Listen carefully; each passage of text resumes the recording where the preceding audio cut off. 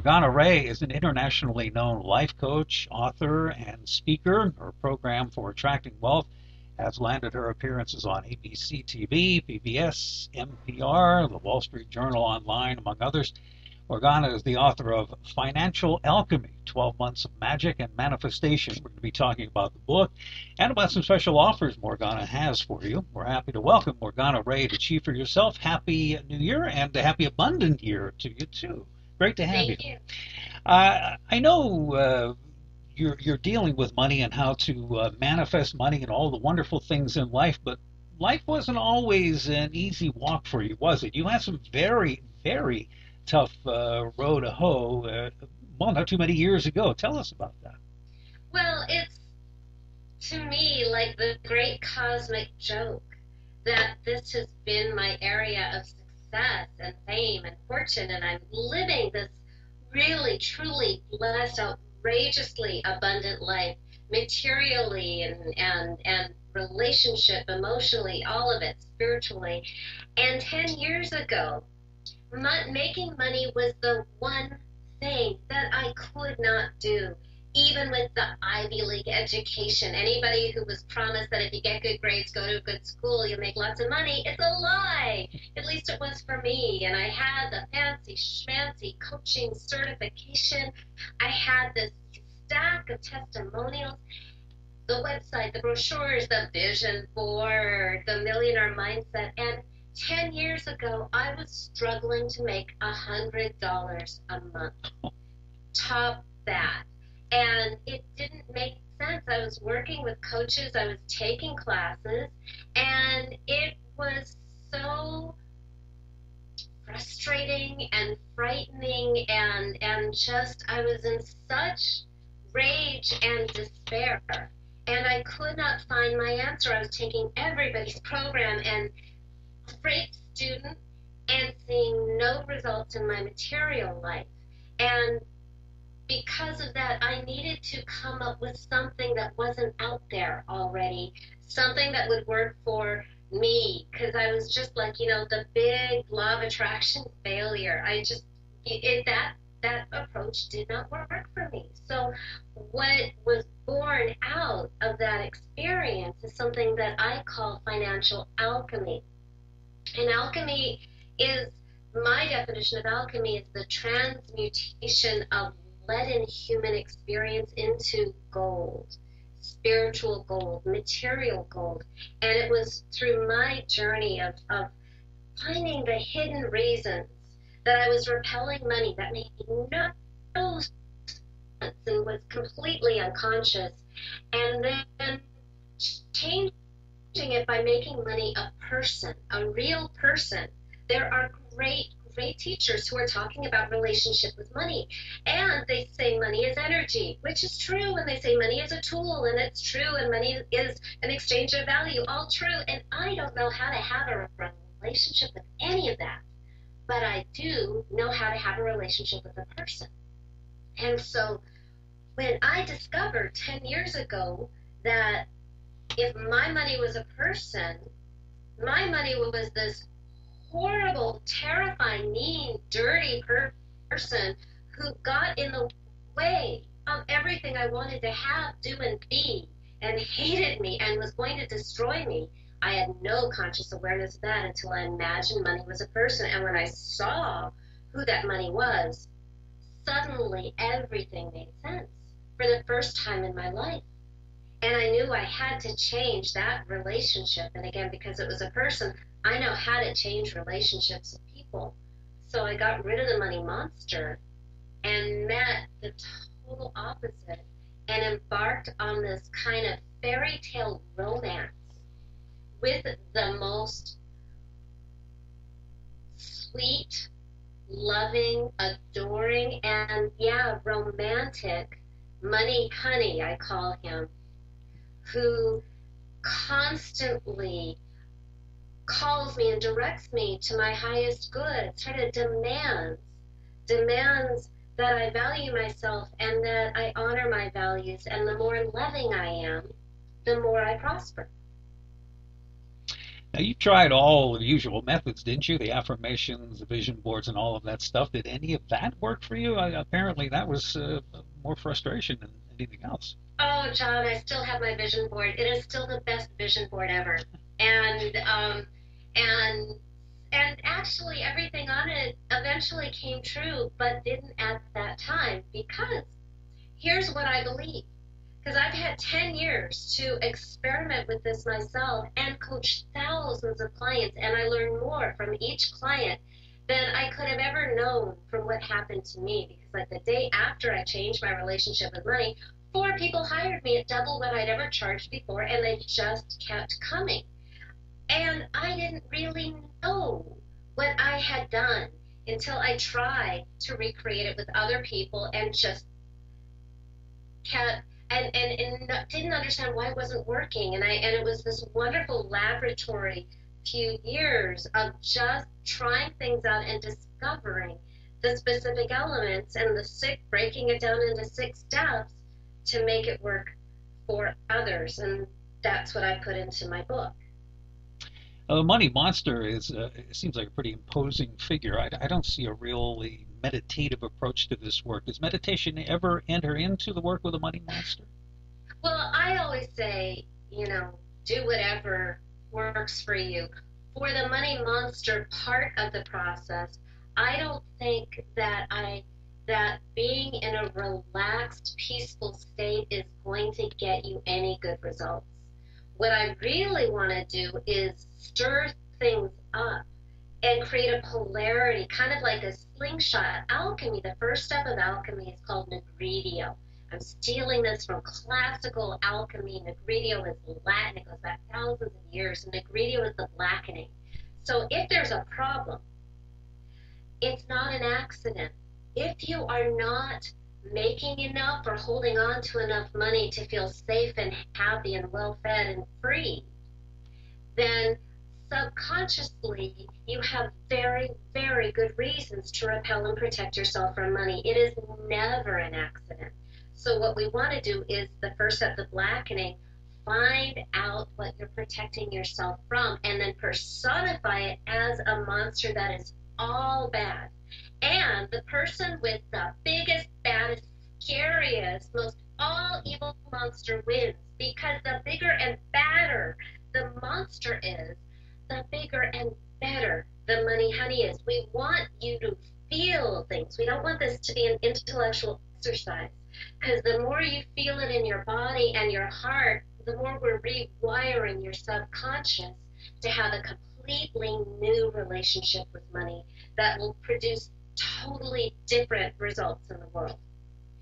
We say we want more money, but we are always reciting the litany of cliches that seem to turn money into something dirty, or in my environment growing up, it was money scarcity. We have to look at the conversation we have with ourselves, don't we? Oh, yeah. Well, my God, if money is the root of all evil, who wants that? Yeah. Ick, Yeah. ick, ick. And every time we say, I can't afford it, we feed the money monster.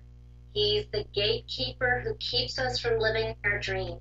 That's the only reason I focus on money. And when I coach a client, we get rid of the money monster immediately. We create a new money honey. And then I can coach somebody for a year and we never really have to talk about money again because it's never the problem again. And that's actually what I want. That's exactly what I want, because it's never really about money. But I'm so passionate about this. Please take I can't afford it out of your vocabulary, because it makes money the bad guy. You'll never have a good relationship that way. It takes away your power. And here's just a little secret that you can use right now.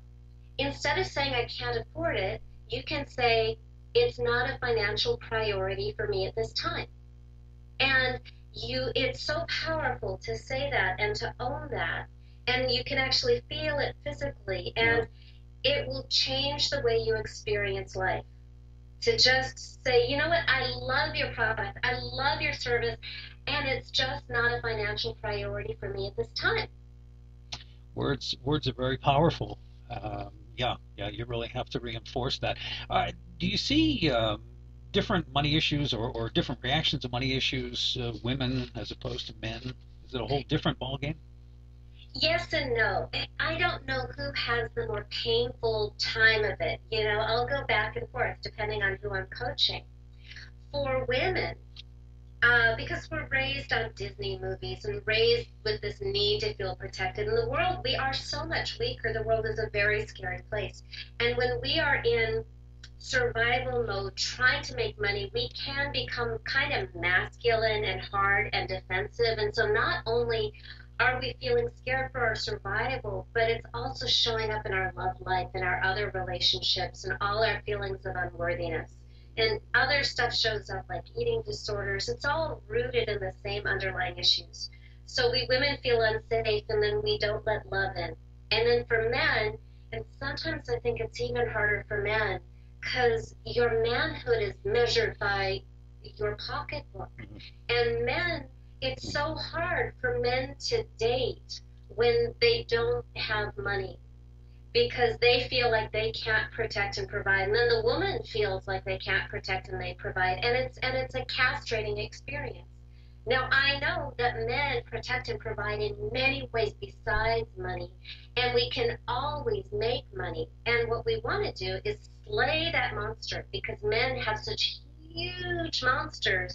And when you slay your monster, it's like then your money honey, who will be female if you're heterosexual, will just sort of like swoon into your arms and look up at you and go, oh, my hero, you slayed the monster for me. And men say they stand taller and they show up differently for their women and the children in their lives, and yeah, they get financial results, but that's frosting because they become the hero that they want to be. And for us women, it's like our money honey is the hero. Our money honey doesn't do it for us, but we feel so loved and beautiful and radiant and validated that we just kind of walk out and people hand us flowers. And that's literally true.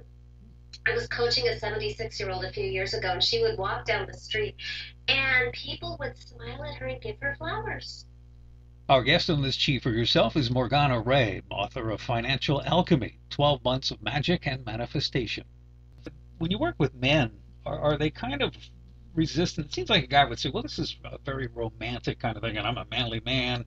How do you get past those times of resistance when a guy says, well, Never that's for had any women? resistance. No resistance, really? No. Guys want love. Guys want to be heroes. Guys want to make their women happy. The guys who come to me and they make the biggest cash. They have the biggest dollar amount. Never been an issue. Huh. Well, that's good to know.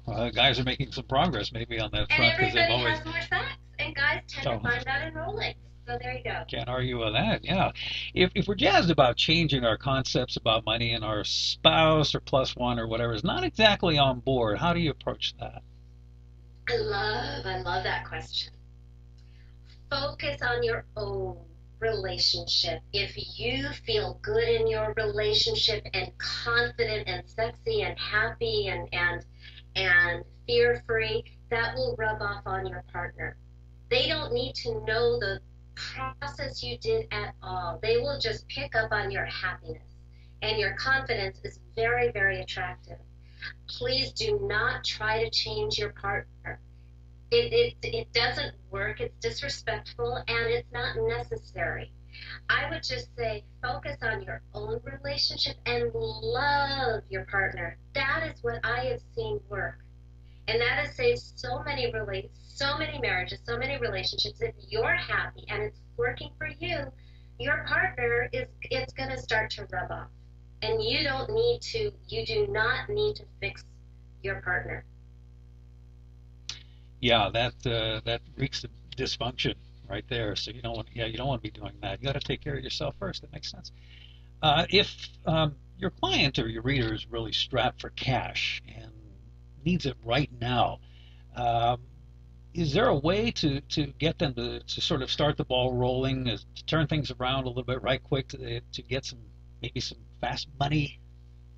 Well, I've seen it happen. I can never predict what's going to happen financially for somebody. That would be dishonest and unethical of me to claim that. But just recently, I get these emails every day. I got one this morning at like 3 seconds to 11:11, which I thought was kind of cool because I was doing a class on magic. This woman won this big lottery at a networking meeting, picked up a client, and the guy in the parking lot ahead of her paid for her parking. Uh, Change can happen at any moment, whatever financial situation you're in. That's why I wrote the book, so that you don't have to have tens of thousands of dollars to hire me. I believe it can happen at any economic level, and I see it all the time. Inner shift is really, it doesn't have to take as long as we've been told. It doesn't take any time at all to change a habit. If you can create your monster super intense and get rid of it and then have a super intense money honey, ask your new money what to do and then take action. And that's when I've seen Katie Curtin made $10,000 within hours of doing what her money honey told her to do. Caroline Collins made $86,000 overnight. Ooh. I know, big, crazy numbers. Ooh. I don't know what will happen for anybody, but I have seen stuff happen a lot. What is your own money honey like? He has an English accent. Really? And yeah. He's evolved over the years. The first one was much younger and much safer, and he's kind of gotten more mature and sexy and powerful. And so these days he looks like Clive Owen. One day Clive Owen is going to see one of these videos, and I'll be so embarrassed. But I doubt it. That would be very flattering. And by the way, I am like so in love with my human honey. And I really want to make that clear that I can have both. I only get physically intimate with my human honey. And I don't try to change my human honey's relationship with money. And one of the great things about making so much money now myself is that I don't need to pick a guy who is going to protect me financially. Instead, I can pick the nicest, smartest, sexiest, most wonderful man on earth, my boyfriend. You know? Sure. That's the lovely thing about feeling safe economically, is it opens us up to love. Now, do you stay in constant contact with your money honey? Is it somebody you have to check in with often, or? The more the better. And I can't say that I've been perfect in that. And I'll tell you what happens when I stop checking in with my money honey and I get complacent and I fall into bad habits. I see my income go down, which is his way of getting my attention and saying that it's like, hello, over here. It's his way of getting my attention and also saying it's time for me to grow to the next level. It's a wake-up call, and I appreciate it. Now, the book is, it's actually a workbook, isn't it? I mean, you're proactive in doing this process. It's not just theory. I mean, you get involved with this, and there are exercises and such to help the reader along, no? Well, what I hear consistently from clients is, how do I stay in touch with my money honey? You know, you change the relationship, you've got your honeymoon period, and then you go back to life. And I really thought about what would change lives. I didn't want something you read, it's a great idea, and it sits on your bookshelf like all of the books in this room that you can't see. I wanted a really easy self-coaching system so that I could help more people than I'm ever going to coach myself. This is a real exercise in taking my ego out of the picture and saying, no, you don't need the great and powerful Morgana. You know, you don't. What I really want is, I want to have a big change in the world. I want everybody to feel loved and safe and have this relationship with money where they feel cherished and free to be and do and have what they want. So this workbook, I thought, was the highest value, easiest way that I could help the most people. And that's why I created it. Now, the work you do in this area, this is not the law of attraction, is it? I mean, this is something different.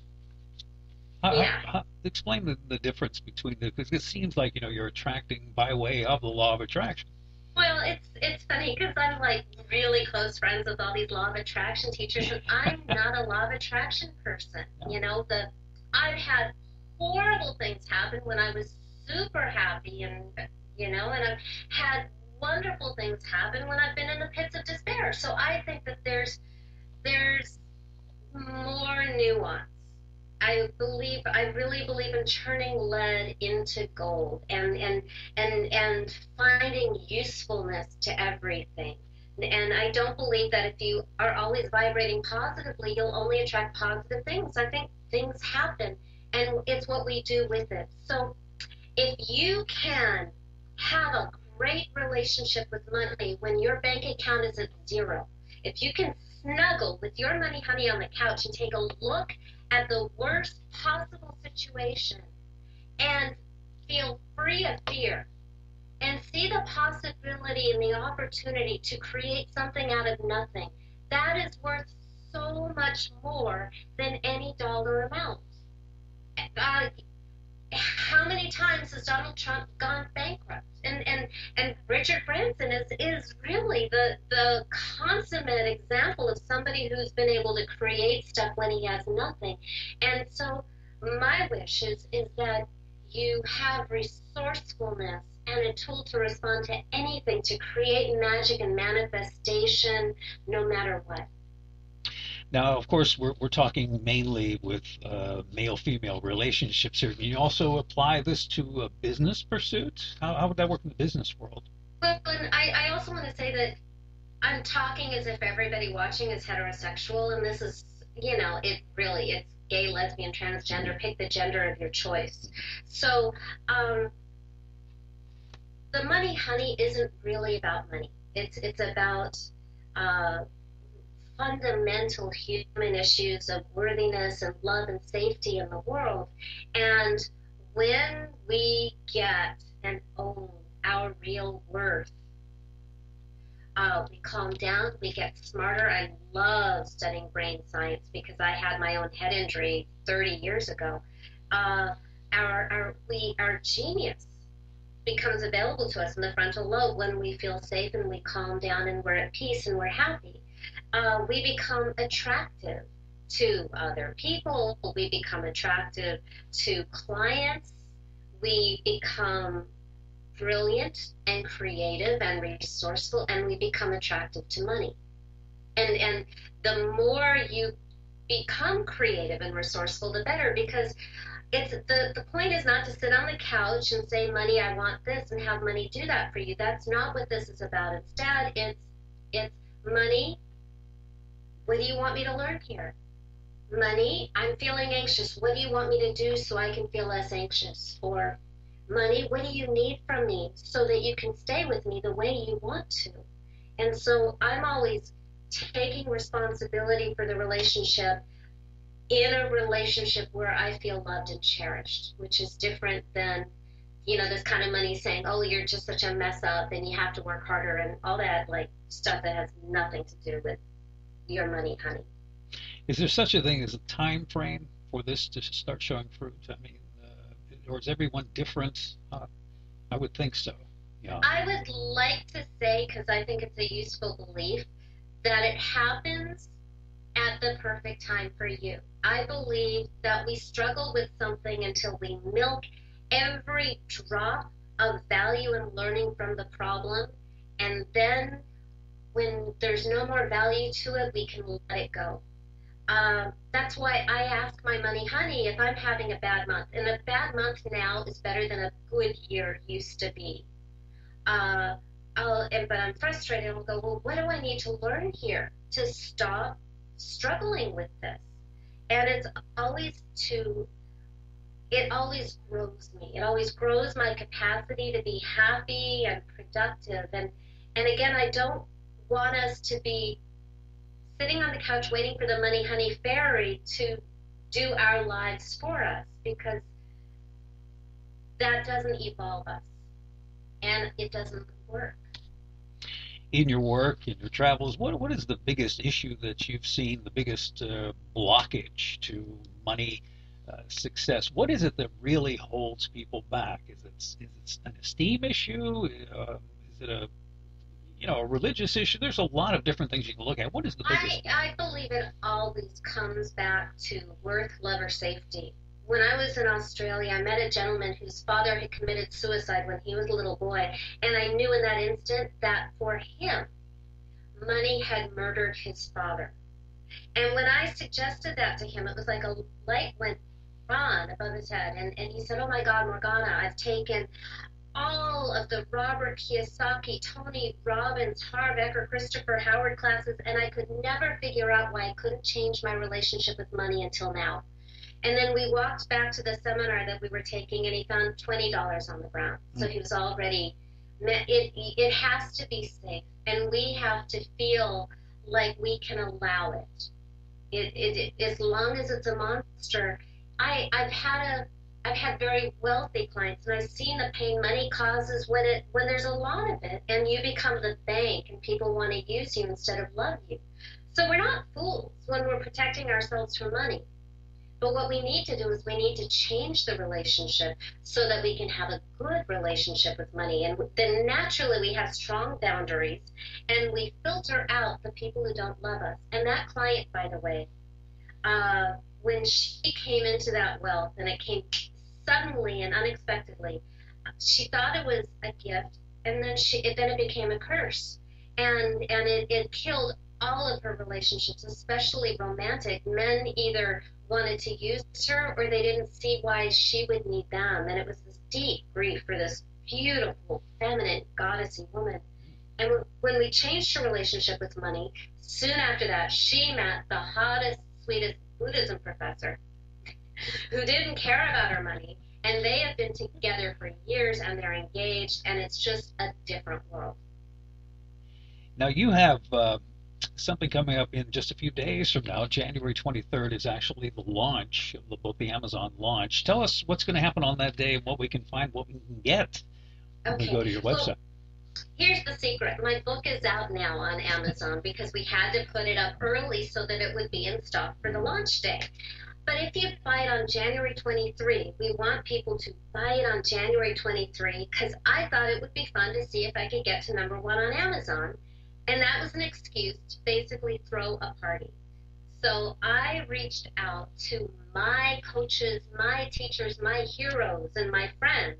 And we've got big, big names like Bob Doyle and Christopher Howard and Cynthia Kersey and Jeffrey Van Dyke and Deborah Poneman and thought leaders galore, Ava Gregory, all of my law of attraction friends. And they are giving away products and programs and with St. John and on and on and on and on if you buy it on January 23, because we want to see how many people we can get to buy it on that day. So, and then we're just going to give you, we're at 60 now, actually I think more than 60 of these gifts, and I'm going to be having a live, meaning over the internet and telephone so that people around the planet can attend, follow-up call in February to answer your questions about your money monster and your money honey, because I know what they are, but you need to kind of try the process to discover what you don't know and where you need help. And it's my way.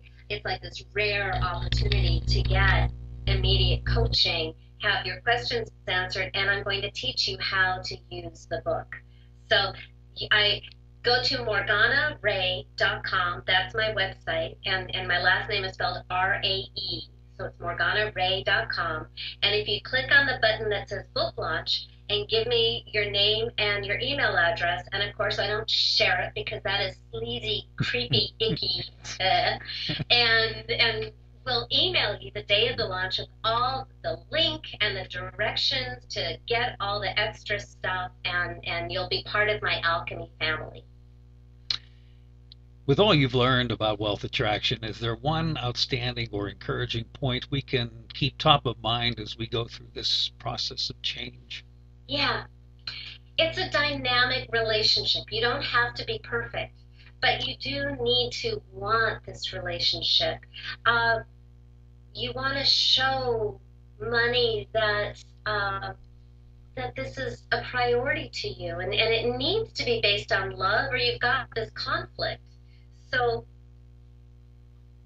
it is a dynamic relationship. Just saying I love you once and then forgetting about it doesn't work for human beings, and it doesn't work for money either. So what we want to do is we want to create this relationship that is so lovable, that isn't about cash or numbers, which is totally counterintuitive. But the more you can, first you have to get rid of the monster. You asked for one thing, and I'm giving you an encyclopedia. I'm so That's sorry. fine. Go ahead, run with it. But you cannot get to the money Yeah. honey without doing the money monster first. Mhm. And then the money honey has to be somebody that you can love and want in your life for life. And everything comes out of the quality of that relationship.